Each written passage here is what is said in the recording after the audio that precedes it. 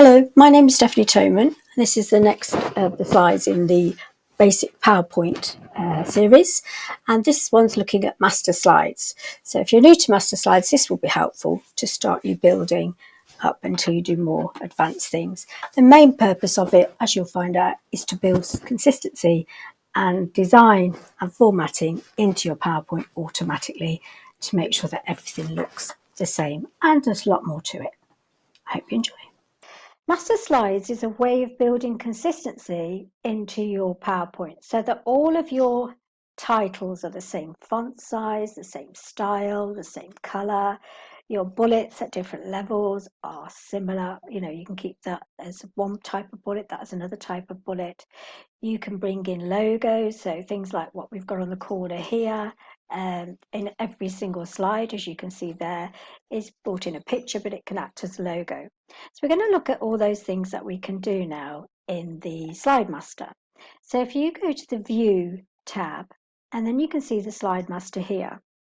It says here exactly what it does. Controls the look of your entire presentation. So that when you do things on the front end, when you close this area and you go back to the front, things will stay consistently as you've asked them to.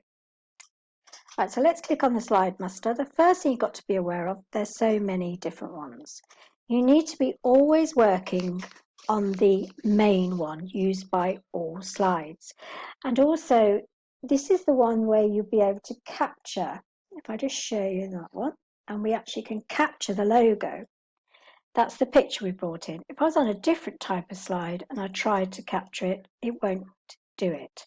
So in the test, for example, you need to be in here if you're going to change all of the slide content, headings and the titles, all of the bullets on the first level or the second or third, and if you're asked to remove a logo or a picture. So let's do that one first of all. Let's just delete that picture using the delete key. Notice how it disappeared off everything. Let's close the Slide Master. You've got the tab for it. Close it, look at the presentation, and the picture's gone from all of them.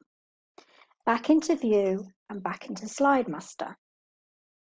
Make sure it scrolls right up here. Even in the test, it opens up the scroll down here. So on that slide up there, we're going to change the headings, all of the headings, and go into the Home tab after we selected it. We're going to do heading size, let's do 54, okay? Let's do red, just so it stands out, shadow and italic.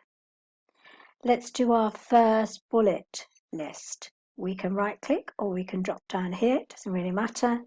And we could do hollow squares. Second level, we could do filled squares.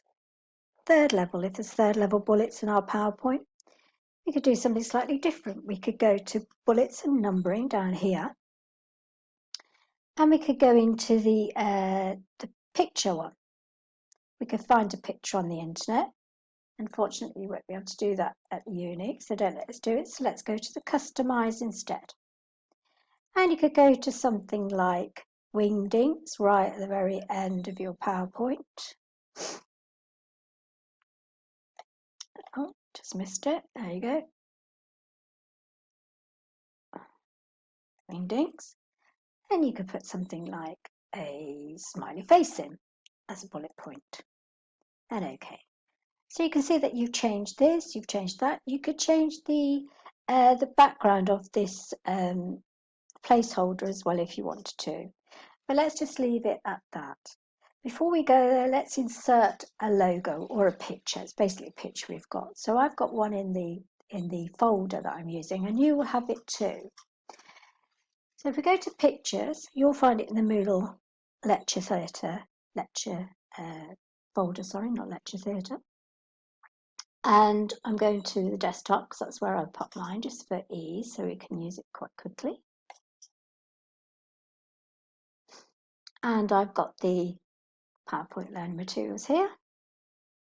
There's two pictures. Let's bring this one in. It's coming rather large, so we could bring it right down, or it's resized from the corner, keeps it in proportion. Drop it in the corner wherever you want to do it, and you can start to see that it comes up on all of them there. just check what happened there. I popped it in the wrong one, didn't I? So when I close this, it's not going to appear on all. So if I cut back to the main one, the one I changed everything, and I paste, remember cut and paste is move, notice how it now becomes a picture or a logo in every single slide because it's applying to the master, if you like. So be really aware of that. Remember, don't go straight into your PowerPoint without closing your master first. So we close it. And notice how that, I know it's quite in your face, that red text. Every title heading is now red. If I put in a new slide, well, I can stay where we are actually, I don't need to go all the way down there. If I put in a new slide and I see that I've got the text, it's that same consistency throughout. So that's what master slides do. Look at the bullets and look at if we put something in there. The third level is going to be smiley faces.